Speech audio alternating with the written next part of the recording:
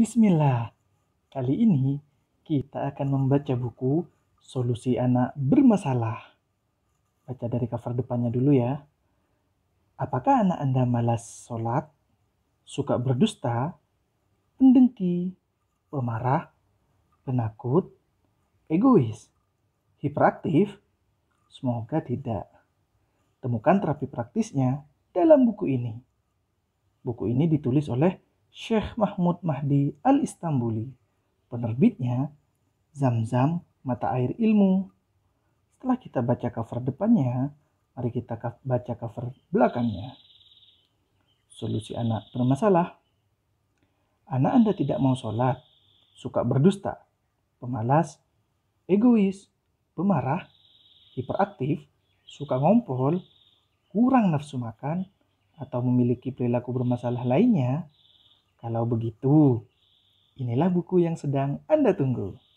Karakter buruk pada anak seringkali membuat cemas para orang tua dan mengusik benak mereka. Sebab anak-anak yang bermasalah pada kepribadiannya merupakan bahaya menakutkan yang mengancam masa depan keluarga dan umat. Sedangkan solusi mengatasi anak-anak bermasalah merupakan seni pekerjaan tersendiri yang membutuhkan usaha keras. Dalam buku ini dijabarkan berbagai bentuk perilaku buruk anak yang harus diwaspadai oleh setiap orang tua, disertai dengan solusi praktis, menjadikan buku ini layak dibaca oleh setiap orang tua dan para pendidik. Selamat membaca. Bismillahirrahmanirrahim. Anak suka menggunjing dan mengadu domba. Barangkali kebanyakan orang tidak menganggap menggunjing, ghibah, dan mengadu domba, namimah, sebagai aib yang harus segera diobati. Padahal terdapat banyak bahaya dari dua sifat buruk ini, baik dari sisi sosial maupun akhlak. Banyak ghibah dan namimah dapat memisahkan dua orang yang sebelumnya berteman. Banyak ghibah dan namimah menyebabkan berkobarnya fitnah dan perselisihan. Ada banyak atsar yang melarang kita dari kedua perbuatan tersebut.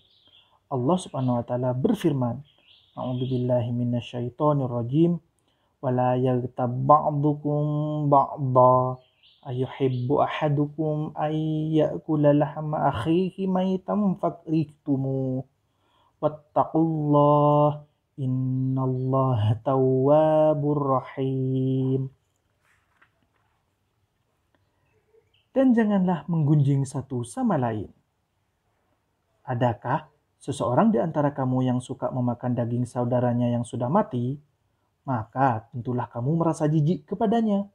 Dan bertakwalah kepada Allah. Sesungguhnya Allah Maha menerima taubat lagi Maha penyayang.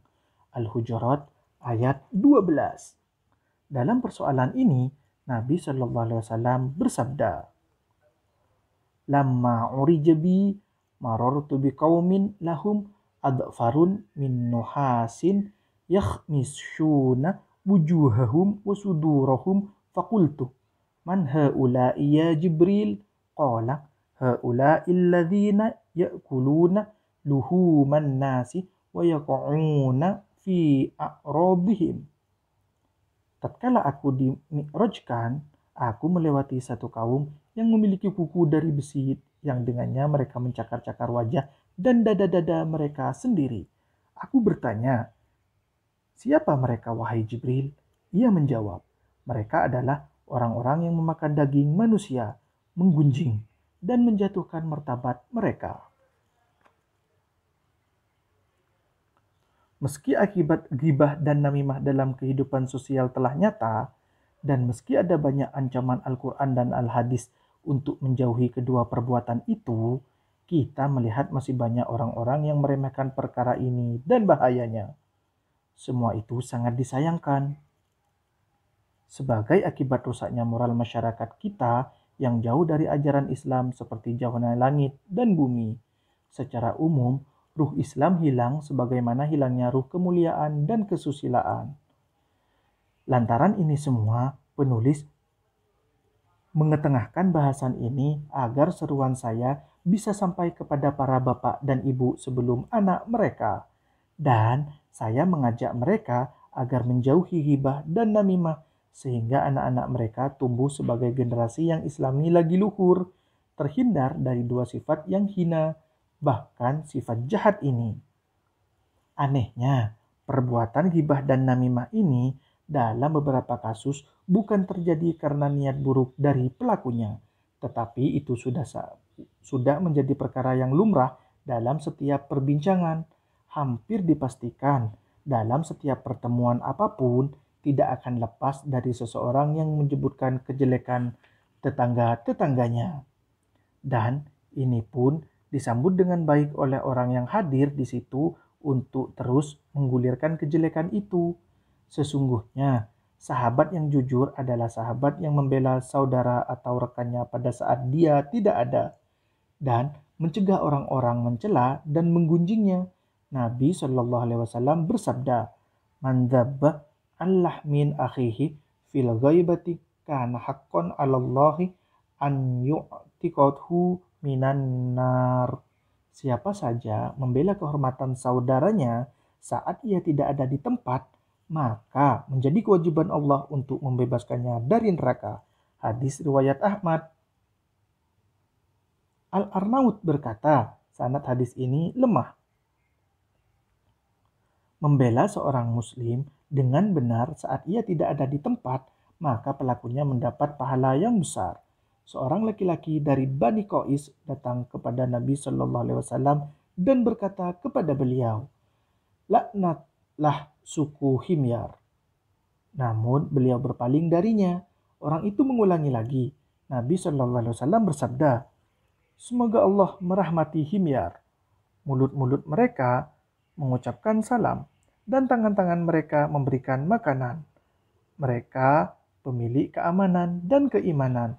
Hadis riwayat Tirmidzi. Al-Albani berkata, hadis maudhu. Ghibah dan namimah itu selain merupakan perbuatan tercela juga termasuk tanda kepengecutan dan kelemahan. Bila anak menyandang dua sifat tersebut sejak kecilnya, ia akan berkepribadian rendah dan dibenci. Di samping tidak ada harapan sukses padanya, dosanya otomatis dibebankan di pundak kedua orang tuanya yang mengajarkan kepadanya dua sifat ini secara tidak disadari. Anak seorang pengadu domba akan menjadi pengadu domba. Anak orang yang menggunjing akan menjadi penggunjing, kecuali yang dirahmati Robnya. Karenanya, orang tua harus meninggalkan perbuatan ghibah dan namimah agar mereka selamat dari hukuman dan terbebas dari akibat buruknya. Hendaknya mereka menjaga anak-anak dari keburukan keduanya, sehingga mereka tumbuh menjadi pemuda-pemuda yang mulia lagi soleh.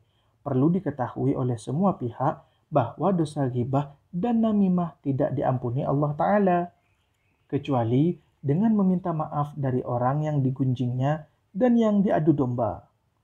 Sebagai penutup bahasan ini, penulis memandang perlu mengetengahkan kisah terkait bahaya mengadu domba. Kisah ini memuat kejadian yang menakjubkan dan mengandung nasihat. Dikisahkan bahwa ada seseorang lelaki menjual seorang budak. Laki-laki itu berkata kepada si pembeli, "Tidak ada cacat padanya kecuali suka mengadu domba." Si pembeli berkata, "Aku rela." Ia pun membelinya. Lalu budak itu pun tinggal beberapa lama di rumah tuannya. Si budak berkata kepada istri tuannya, "Sungguh, tuanku tak lagi mencintaimu. Ia ingin memadumu. Ambillah pisau dan cukurlah rambut tengkuknya beberapa lembar saat ia tidur supaya aku bisa menyihirnya, sehingga ia akan mencintaimu." Selanjutnya, budak itu berkata kepada tuannya, "Istri tuan punya selingkuhan dan ia ingin membunuhmu." Sang majikan itu pun pura-pura tidur untuk mengetahui hal itu. Maka datanglah sang istri dengan membawa pisau. Namun, sang suami menduga bahwa istrinya ingin membunuhnya. Maka ia pun bangkit menuju padanya dan membunuhnya. Datanglah keluarga si istri dan mereka membunuh si suami. Lantas terjadilah perang antar dua keluarga besar si suami dan istri tersebut. Na'udzubillahi min dzalik. Terima kasih telah meluangkan waktu untuk menonton video ini. Dan semoga anak kita tidak menjadi penggunjing dan pengadu domba. Terima kasih pula telah subscribe channel ini. Subhanakallahumma wa bihamdika asyhadu an la ilaha illa anta astaghfiruka wa atubu ilaik.